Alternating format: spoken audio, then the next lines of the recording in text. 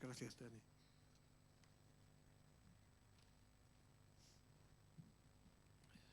Buenos días.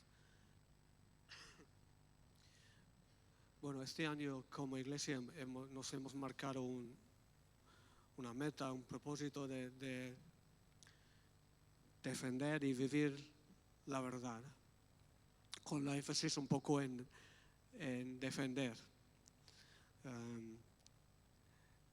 La raíz de esto es un versículo en 1 Pedro capítulo 3, donde Pedro nos dice a los creyentes que tenemos que estar preparados para dar defensa a aquel que os demande la razón de la esperanza que hay en ti. O sea que tenemos cierta esperanza, hablamos de Dios, hablamos de que la vida tiene sentido, que la muerte tiene esperanza. ¿Y cómo es esto?, dice el no creyente. ¿Por qué?, dice el ateo. Y tenemos que estar preparados para defender lo que creemos de alguna manera. Esto este año, especialmente en las últimas semanas que nos hemos dedicado a atrevernos a entrar en la cosmología, en la filosofía, para intentar decir que lo que realmente pretende la fe cristiana, que presume la fe cristiana de ser una fe racional, entre otras cosas. Y estamos todavía en ello esta mañana. Seguramente es la última charla de este tipo que vamos a dar este año, y volveremos a la normalidad a partir de la semana que viene. Pero quería volver a incidir en el tema de la semana pasada, que es el diseño inteligente, que es uno de los argumentos que tenemos racionales para defender nuestra fe, el diseño inteligente. La semana pasada Josué ya empezó con esto y voy a continuar. Más bien lo contrario, voy a hacer como si fuera la introducción esta mañana, y que va a ser más sencillo hoy que la semana pasada, porque Josué la semana pasada entró en más detalle, profundizó más. Puede ser algo más sencillo. Entonces, si estáis viendo los vídeos en YouTube, pues sería más fácil empezar conmigo y luego seguir con Josué. Vosotros no podéis evitar que el segundo viene primero y viceversa. Lo siento, pero va a ser bastante sencillo hoy. Voy a simplificar, y algunos me lo van a agradecer, otros no. Voy a empezar con una actividad para entrar un poco en ello, una actividad que os pido vuestra colaboración. Si podéis apuntar, apuntáis; si no, por lo menos intentad en la mente recordar lo que estáis diciendo. Voy a plantear esa situación, que tenéis que organizar una comida de 3 platos, y no una comida cualquiera, sino una comida para celebrar mi cumpleaños, ¿vale? Entonces tenéis que acertar con lo que a mí me gusta, que es una tarea difícil para casi todo el mundo aquí, que no me conocéis o me conocéis poco. Pero os pido intentar acertar con estos 6 elementos. En primer lugar, pensad, para agradarle a mí, un entrante. Un entrante. Apuntadlo si podéis, si no, recordadlo. Un entrante. Ahora vamos por el plato principal, que consiste en 3 elementos. 3 elementos. Tal, tal y tal para mi comida, mi plato principal. A ver, soy inglés, es una pista, ¿vale? Soy inglés. ¿Qué les gustan a los ingleses?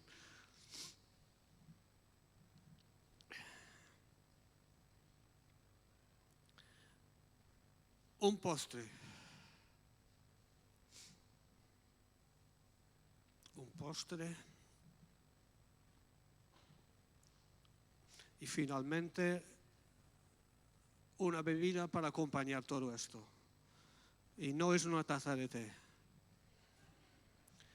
Esto lo bebería en otro momento, pero en la comida no. Se trata de acertar lo máximo que puede. Son 6 elementos en total. y me interesa ver de los 6 cuántos habéis acertado, ¿vale?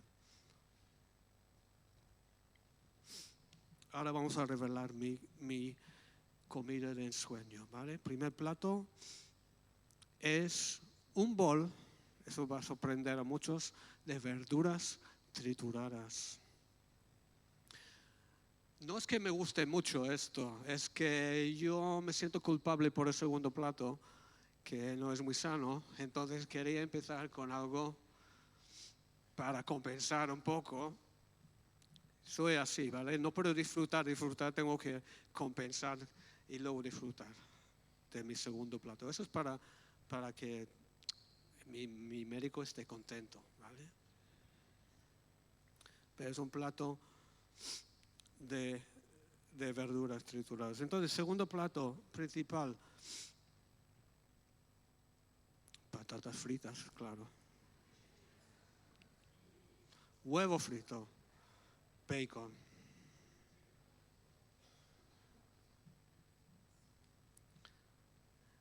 El postre es casi imposible, ¿vale? Se llama pudín de sirope dorado. Vais a ver una foto de ello. Casi no existe aquí.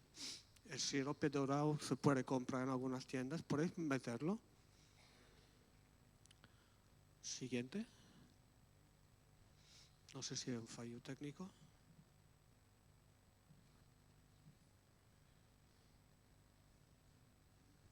Aquí está.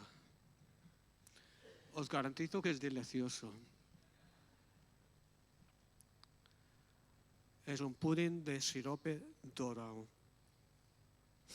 Y para acompañar todo esto, me gusta beber el zumo exprimido de mandarina. Es mi bebida preferida hoy por hoy. Vale, entonces 6 elementos. Y la cuestión es esta.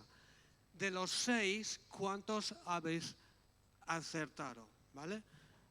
Levanta la mano quien ha acertado 6 cosas. Nadie, ya lo sé. 5, 4, 3. Vladi dice que 3. Felicidades. 2, 1, 0. Muchísimos de ustedes 0, ¿verdad? Es normal. Es normal. Este experimento es para empezar a pensar en el concepto de diseño inteligente. Vamos a observar 2 cosas de este experimento. En primer lugar, lo difícil que es acertar cuando hay tantas posibilidades, ¿vale? Porque había infinidad de posibilidades en cada plato. Entonces es muy difícil acertar, es muy fácil pifiarlo, ¿verdad? Los que tenéis un 0 me entendéis, ¿no? Es fácil pifiarlo. En segundo lugar, observar que cuanto más me conoces, más posibilidades tienes de acertar. De hecho, mi esposa estaba en el primer culto y acertó los 6. ¿Vale?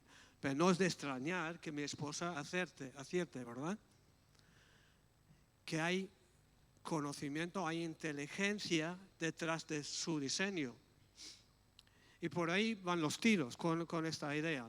El concepto básico de diseño inteligente es esto, que hay un menú preparado que se llama este universo que parece que hay alguna inteligencia detrás. Y eso es nuestro punto de partida esta mañana, esta idea. Y propongo 3 cosas. Primero quiero hablar un poco más de qué es el diseño inteligente. En segundo lugar, quiero preguntar si pueden echar el siguiente diapositiva. En segundo lugar, quiero preguntar, ¿qué logramos con este argumento? Es un argumento dentro de las herramientas que tenemos nosotros apologéticas, pero ¿qué logramos usando este argumento? En tercer lugar, ¿qué es lo que no logramos? ¿Cuáles son las limitaciones de este argumento?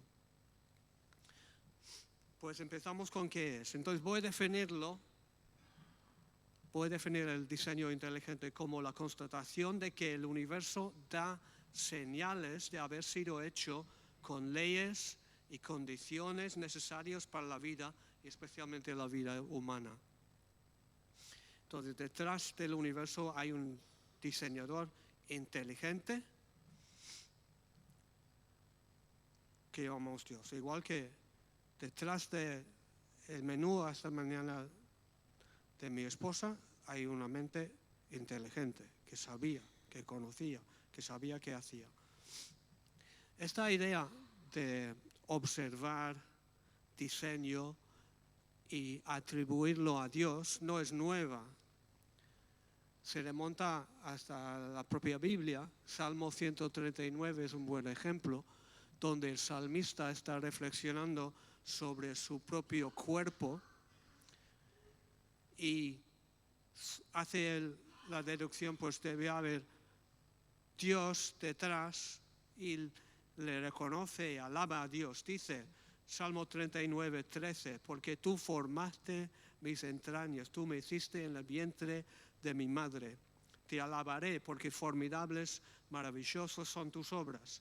Estoy maravillado y mi alma lo sabe muy bien. No fue encubierto de ti mi cuerpo, bien que en el oculto fui formado, entretejido en lo más profundo de la tierra. Mi embrión vieron tus ojos, y en tu libro estaban escritas todas aquellas cosas que fueron luego formadas, sin faltar una de ellas. Esto es un escritor bíblico propagando la idea del diseño inteligente, mirando al nivel biológico el diseño. Y a lo largo de la historia se ha discutido esta cuestión, si el diseño que observamos señala a Dios o no. Los que hacéis filosofía en el instituto lo tenéis que tocar este tema, porque hacéis William Paley, hacéis David Hume, que discutieron sobre esta cuestión. Las discusiones son largas, pero una persona que lo tenía claro era Pablo, el apóstol. Romanos 1:20 dice que las cosas invisibles de Él, su eterno poder y deidad, se hacen claramente visibles desde la creación del mundo, siendo entendidas por medio de las cosas hechas, de modo que no tienen excusa. Pablo dice, mirad la naturaleza hasta sacar la conclusión que hay poder eterno de edad detrás de ello.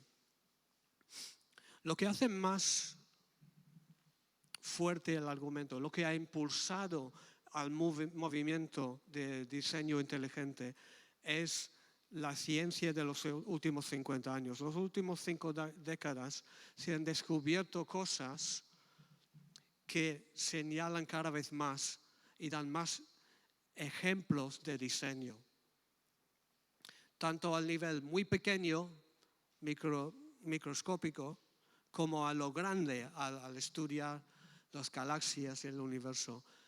Se están descubriendo casi a diario cada vez más cosas que revelan, que manifiestan diseño, que están calibrados de manera muy precisa, que están súper afinadas y que sugieren un creador, un diseñador grande. Es por eso que el movimiento de diseño inteligente ha tenido tanto crecimiento en las últimas décadas. Josué nos puso muchos ejemplos de esto la semana pasada. Os acabó aburriendo con ello. Me voy a conformar con uno esta mañana. ¿Vale? Voy a compartir, por ejemplo, sobre la fuerza nuclear fuerte. Hay 4 fuerzas fundamentales de la naturaleza. Una de ellas es la fuerza nuclear fuerte. Si esta fuerza fuera ligeramente, y cuando digo ligeramente quiero decir ligeramente, si fuera ligeramente mayor que lo que es, entonces no habría hidrógeno en este universo. Y si fuera ligeramente menor, todo el universo sería hidrógeno, imposibilitando la vida por completo. La calibración es así, así, así. Y no solo en un variable, sino en numerosos variables. Nosotros esta mañana empezamos con 6 variables, ¿verdad? De comidas. Pero la cantidad de variables que hay que afinar para crear la vida, para tener el universo tal cual, es inmenso. Entonces, si alguien acierta con 6 factores esta mañana en mi comida, pues diremos o ha hecho trampa o sabe lo que está haciendo. Y la misma conclusión con mayor fuerza hacemos sobre el universo. Esto es el diseño inteligente, simplificado mucho y dejando aparte al lado algunas cosas. Pero quiero preguntar en segundo lugar, ¿qué logramos con este argumento? Si estudiamos este argumento y más o menos lo entendemos, intentamos comunicarlo con otros, ¿qué logramos compartiendo este argumento con no creyentes? Con ateos y agnósticos. Pues voy a sugerir una respuesta bastante modesta. No voy a decir demasiado, no voy a reclamar demasiado para este argumento, pero voy a decir que nos sirve para nuestro testimonio, para defender nuestra fe. Y es indiscutible que el diseño inteligente pone nervioso a muchos ateos. Hasta los grandes ateos famosos reconocen que es un argumento bastante potente. No sé cuántos grandes ateos conocéis vosotros, pero en los años 90 del siglo pasado, uno de los más grandes era un tal Christopher Hitchens, que antes de ser famoso, por ejemplo, Dawkins era el líder de los ateos. Él está entre los muchos que decían que le hace temblar las piernas un poco este argumento, porque como ateo le cuesta explicar el diseño que hay. Y hablando de Dawkins, Richard Dawkins, él escribió uno de sus libros más famosos, se llama El relojero ciego. Y es un libro sobre biología. Y la introducción a este libro que él escribe, Dawkins, es muy interesante. Empieza diciendo, la biología es el estudio de las cosas complicadas que tienen la apariencia de haber sido diseñados con un propósito.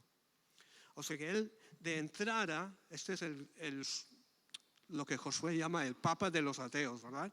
Dawkins, reconoce que en su campo, que es la biología, las cosas tienen la apariencia de haber sido diseñadas.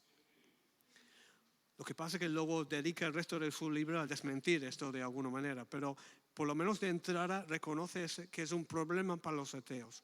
Entonces, ¿qué logramos con este argumento? Poner nerviosos a los ateos, para empezar, que es algo.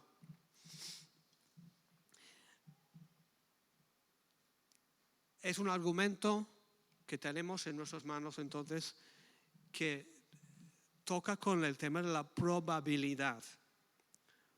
Podemos decir a un ateo, a un agnóstico que estamos compartiendo nuestra fe, fíjate en las probabilidades de un universo tal como tenemos si no hay Dios. Las probabilidades son muy, muy pequeñas, muy, muy pequeñas. Y por eso Josué estaba compartiendo muchas cifras largas la semana pasada. Vamos a proyectar una cifra larga, si podemos, en la siguiente diapositiva, que es el 1 sobre 10 elevado a los 40. ¿Vale? Esa es una cifra larga, ¿verdad?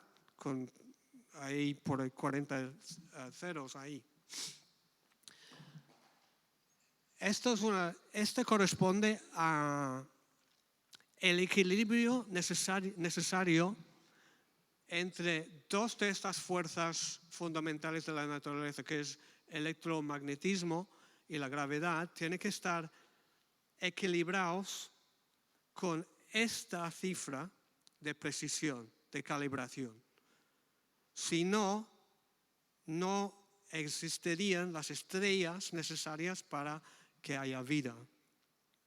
Es un ejemplo más. Pero creo que es importante visualizar todos estos ceros que componen esta cifra, que de alguna manera empezamos a captar las probabilidades que hay de este universo sin un creador, sin una mente inteligente detrás.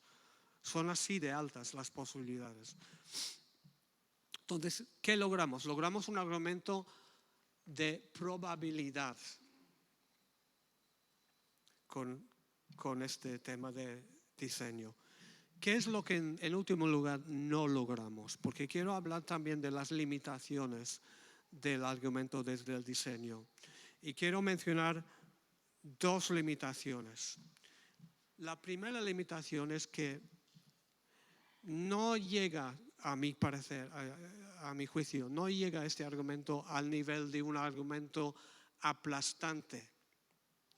Yo creo que algunos de los argumentos lógicos que hemos estudiado antes, sobre todo el argumento cosmológico, son bastante aplastantes y son difíciles de negar.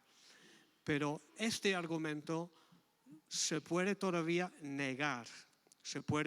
El ateo puede responder, es que no, y dar motivos. Me explico. Algunas personas han tomado el argumento desde el diseño y intentado convertirlo en un argumento lógico aplastante, definitiva. Sale así, si pueden proyectar el siguiente, lo que puedes hacer es crear dos premisas con el diseño e intentar llegar a la conclusión de que hay un Dios a la fuerza, forzadamente. ¿Vale? La primera premisa sería que un universo con diseño requiere un Dios. Primera premisa. Segunda premisa, este universo manifiesta diseño. Conclusión, por lo tanto, existe Dios. ¿Vale? Es convertir el argumento desde el diseño en un argumento lógico con premisa y conclusión. Algunas personas hacen esto. ¿Vale? Yo no lo recomiendo porque vamos a ver que las dos premisas son discutibles. Son discutibles. No de manera convincente para mí, pero convencen todavía a algunos ateos. Se pueden discutir y rechazar cualquiera de las dos premisas. Por ejemplo, la primera premisa dice que el universo con diseño requiere un Dios. ¿Qué responden según qué ateos? Algunos ateos te dirán, muy bien, pero no puede ser que hayan muchos universos y que da la casualidad que tú te encuentras en el único universo que parece tener diseño. El único universo donde hay vida humana, etc. Ese es el famoso multiverso. La idea de que hay todo tipo de universos ahí fuera y da la casualidad que tú estás en la que tiene diseño, la que parece que tiene diseño. Entonces te lo van a rebatir así. ¿Qué respondemos nosotros? Pues no hay tiempo para explicar todos los argumentos, pero en primer lugar, no hay ninguna evidencia empírica para dar pie a creer que hay otros universos. Nadie puede señalar por definición a otros universos fuera de este universo. No tenemos por qué creer que hay multiverso. En segundo lugar, contestamos que aunque existiera el multiverso, no evitas el problema de Dios. Este multiverso también requiere un creador. Bueno, podemos seguir discutiendo toda la mañana, pero es para decir que la primera premisa es discutible, por lo menos. La segunda premisa también es discutible. Afirmamos en la segunda premisa de que este universo manifiesta diseño. Pero el ateo te puede responder, no lo tengo tan claro, que hay diseño. No es cierto que hay cosas mal diseñadas en este universo, cosas que con pobre diseño o que no se entiende por qué existen. El apéndice humano, por ejemplo, en el cuerpo humano, y otros órganos nuestros que la gente dice, ¿de qué sirven? O están diseñados de manera defectuosa. O sea que el ateo te responde así. ¿Qué contestamos? Pues también es una larga historia, pero podemos apelar a la caída hasta cierto punto para explicar algunas cosas, y también podemos decir y aclarar de que nosotros no predicamos diseño perfecto, predicamos diseño inteligente, que es otra cosa. No requiere nuestro argumento que el diseño sea perfecto para ser un diseño inteligente.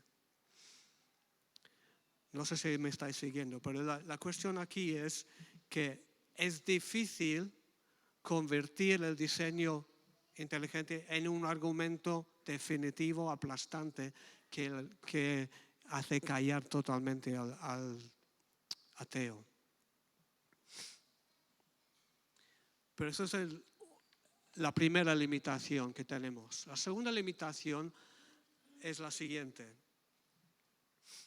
Además de no lograr una certeza lógica, notemos otra cosa. Aunque el diseño inteligente señala a un creador, no señala necesariamente al Dios de la Biblia.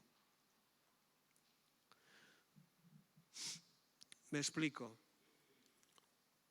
Pablo afirma en Romanos 1, lo hemos leído, Romanos 1 dice que el hombre está sin excusa porque el universo nos revela el eterno poder y deidad. Pero esas palabras que está empleando Pablo aquí no hablan necesariamente del Dios de la Biblia. Hablan de un ser eterno y poderoso. Pero son conceptos abstractos aún. Y no necesariamente el Dios de la Biblia. Entonces, este ser inteligente, diseñador inteligente, no sabemos si nos ama, si nos odia o si le somos indiferentes. El diseño inteligente es limitado en ese sentido, porque nos revela un ser grande, un ser potente, inteligente, pero no sabemos nada de cómo es personalmente. Y es por eso que hemos leído Colosenses 2 esta mañana, porque aquí empezamos a vislumbrar otra cosa más importante aún, que es que Dios se revela de manera personal a través de su Hijo. En Colosenses 2, versículo 9, leemos, en Él, en Jesús, habita corporalmente toda la plenitud de la deidad. Ahora, en Reina Valera, si tienes una Biblia Reina Valera, tienes deidad ahí en mayúscula. En Romanos 1, deidad está en minúscula. Esto lo hacen para indicar que son dos palabras distintas, son similares pero distintas. En Romanos 1, Pablo afirma que la creación revela ciertas características impersonales, abstractas de Dios. En Colosenses 2, Pablo nos está diciendo que a través de Jesús se nos revela las características personales de Dios.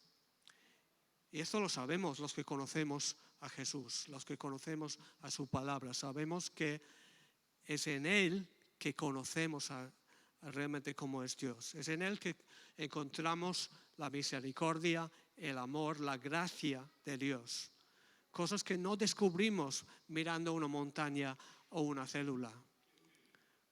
Cosas que descubrimos en la faz de Jesucristo, el Hijo de Dios.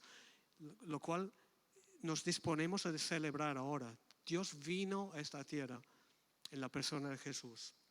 Y es Él que revela definitivamente cómo es Dios. Podemos decir que sabemos de Dios a través del diseño inteligente, pero conocemos a Dios a través de Jesús. Juan lo dice así, Juan 1:18. A Dios nadie le vio jamás. El unigénito Hijo que está en el seno del Padre, Él le ha dado a conocer.